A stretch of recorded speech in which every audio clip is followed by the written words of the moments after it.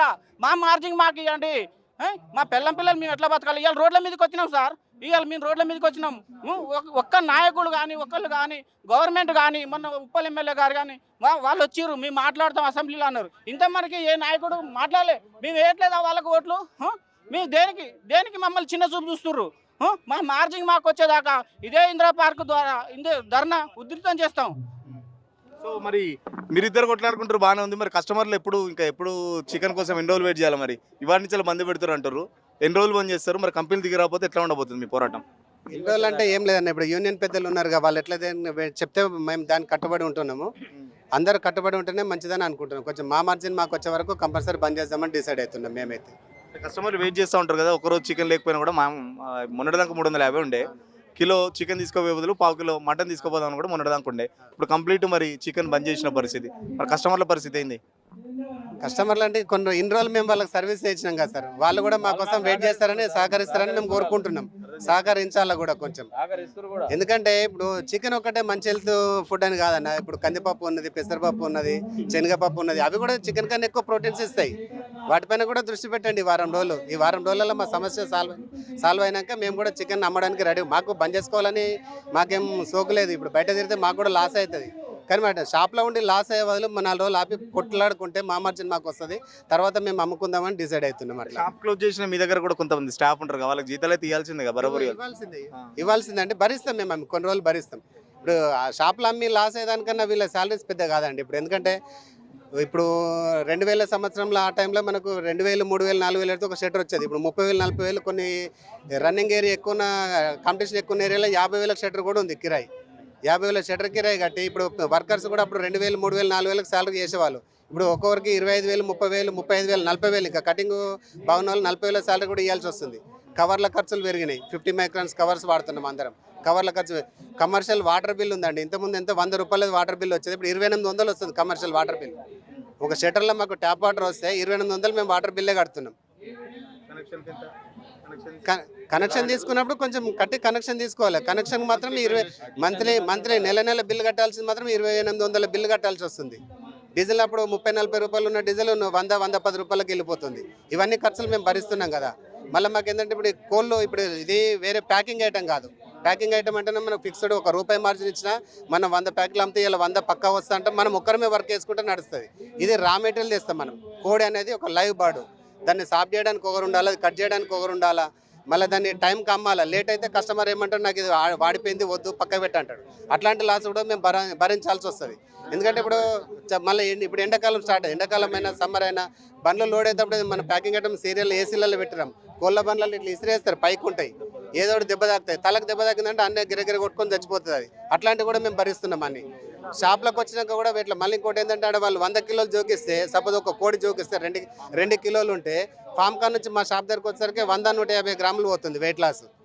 ఆ weight loss పోగా మళ్ళీ మేము షాప్లో వేసుకుంటే పొద్దున అమ్మితే మాకు ఒక మార్జిన్ వస్తుంది, మధ్యాహ్నం అమ్మితే ఒక మార్జిన్ వస్తుంది, మళ్ళీ సాయంత్రం అమ్మితే ఇంకా మార్జిన్ తగ్గిపోతుంది.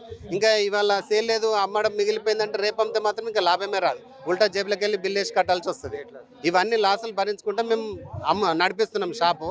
అవన్నీ ఎప్పుడు 2000 సంవత్సరం 2005 సంవత్సరంలో ఉన్న రేట్ల లెక్కనే ఇప్పుడు కూడా మాకు మార్జిన్ వస్తుంది. అది మాకు మార్జిన్ పెంచాలంటున్నాం. కంపెనీ వాళ్ళని కూడా ఏంటంటే వాళ్ళని లాస్ అయ్యి మాకు అమ్మమని అనట్లేదు. ఎవరైనా ప్రొడక్షన్ చేసే వాళ్ళు ఏ కంపెనీ పెట్టినా, సబ్బు తయారు చేసినా, చాక్లెట్ తయారు చేసినా, ఐస్ క్రీమ్ తయారు చేసినా వాళ్ళ రేటు వాళ్ళు పెట్టుకుంటుండు. వీళ్ళు కూడా వాళ్ళ రేటు ఒక ఫిక్స్డ్ రేట్ పెట్టుకోమని, ప్రొడక్షన్ కాస్ట్ ఎంత అయితే వస్తుందో ఆ రేటు పెట్టుకోమనండి వాళ్ళని. మేము దానికి ఏం అబ్జెక్షన్ చెప్తలేము.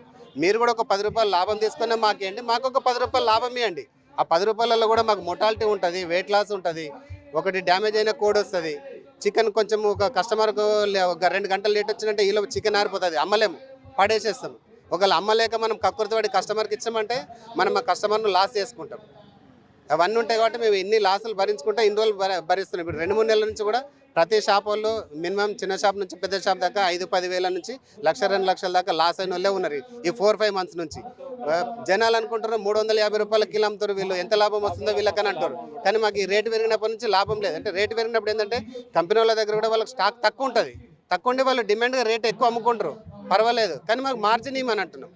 మీరు రేట్ అమ్ముకోండి, మీరు తక్కువ ఎవరు తిన్నట్టు మీరు తినలేదు, మీరు తినలేదని చెప్తారు. అక్కడ కస్టమర్లు కూడా తినలేని పరిస్థితి. మరి ఇన్ని రోజులు అంటే కంపెనీ వాళ్ళు తిన్నారు డబ్బులు అంటే మార్కెట్ టైట్ ఉన్నప్పుడు ఏం చేస్తారంటే కంపెనీల దగ్గర స్టాక్ లేక వాళ్ళు కూడా తక్కువ రేట్ అమ్మలేని పరిస్థితుల్లో వాళ్ళు ఎక్కువ రేట్ అమ్ముతారు.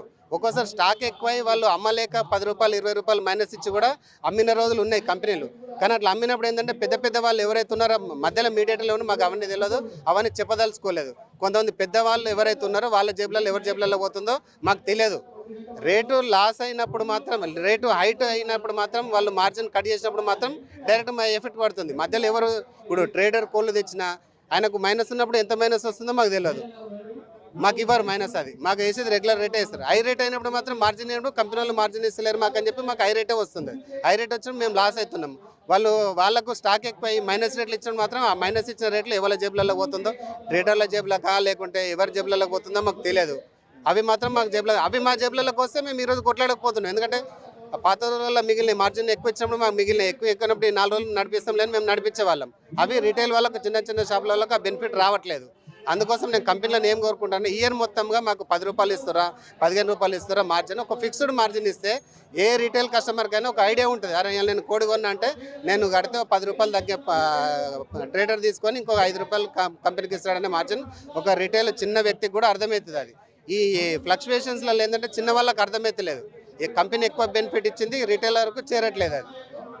అది మా ఉద్దేశం. దానికోసం అవన్నీ కొంచెం కంపెనీలను ఆలోచించి అవన్నీ తగ్గించేసి రిటైలర్లకు, ఇప్పుడు ఏంటంటే ఎవరైనా ట్రేడర్ అయినా ఎవరైనా మీడియేటర్లు ఎవరు కష్టపడ్డా రిటైల్ వాళ్ళు అమ్మితేనే కోళ్ళు ఒడుస్తాయి. వాళ్ళు కంపెనీలు డైరెక్ట్గా అవుట్లెట్ పెట్టి అమ్ముతుండొచ్చు, కానీ కొన్ని 10% అమ్మగలుగుతారు. ఇప్పుడు ఇంతమందికి అయితే వాళ్ళు సర్వీస్ చేయలేరు. ఇంతమంది సర్వీస్ చేయాలంటే అందరు సపోర్ట్ ఉండాలి.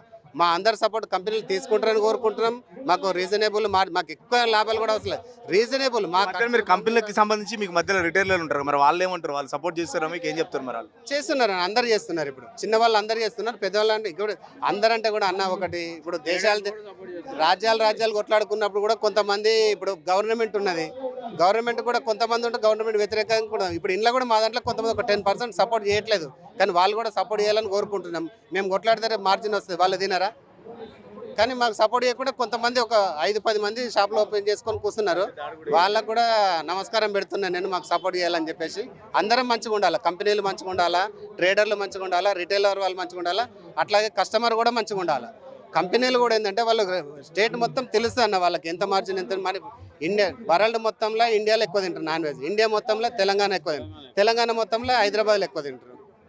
అందరం ఇప్పుడు హైదరాబాద్ వల్ల ముంగట పడ్డాము, ఊర్లలో కెంచలు కూడా చాలా మంది బస్సులు ఎక్కి కూడా వచ్చిన వాళ్ళు ఉన్నారు. అందరినీ దృష్టిలో పెట్టుకొని అటు కస్టమర్ లాస్ కాకండి, మీరు కంపెనీలో ప్రొడక్షన్ చేసే వాళ్ళు లాస్ కాకండి, మధ్యలో మీడియేటర్లు మీ మీద ఆధారపడి బతుకున్న వాళ్ళని వీళ్ళని లాస్ చేయకండి. ఒక ఫిక్స్డ్ రేట్ పెట్టుకోండి. ఆ ఫ్లక్చువేషన్స్ ఎక్కువ రాని తక్కువ రాని మీకు అవసరం ప్రొడక్షనే చేసుకోండి. కంపెనీల మధ్యన కూడా నాకు తెలిసి తీవ్రమైన పోటీ ఉన్నది. వాళ్ళ కాంపిటీషన్లు కూడా వాళ్ళు ఎక్కువ తక్కువ పెంచుకుంటున్నారు. ఇప్పుడు లాస్ట్లో ప్రొడక్షన్ ఎక్కువ రేట్లు పడిపోయినాయి అంటే వాళ్ళ మధ్య కాంపిటీషన్ తోటి పడిపోయింది. అది మేము అమ్మలేక, మేము రెగ్యులర్ ఎంత అమ్ముతున్నాం, మన ఏ రేట్ ఉంటే 350 రూపాయలు ఉన్నా మేము అన్నీ అమ్ముతున్నాము, 100 రూపాయల కిలో ఉన్నా అంతే అమ్ముతున్నాం.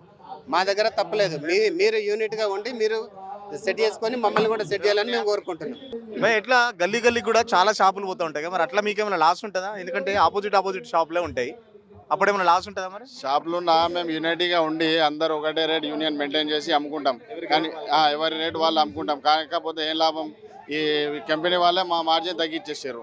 అందువల్ల ఈ ధర్నా చేస్తున్నాం. తొందరగా నిర్ణయం తీసుకుంటే మంచిదని కంపెనీ ద్వారా కోరుకుంటున్నాం. వాళ్ళు కంపెనీ దిగి రాకపోతే మరి ఏం చేస్తారు? కంపెనీలు కూడా చాలా సీరియస్గానే ఉన్నాయి కదా, ఎట్లా మరి? ధర్నా మేము కూడా ఇంకా సీరియస్గా చేస్తాం. 1 మంత్ బంద్ అయినా సరే బంద్ చేసి కొట్లాడతాం, పోరాడతాం, సాధిస్తాం అని అనుకుంటున్నాం అందరు యూనియన్ కలిసి. ఒకరి పేరు టైప్ చేస్తే వారి భూములన్నీ కనిపిస్తాయంటే నమ్ముతారా?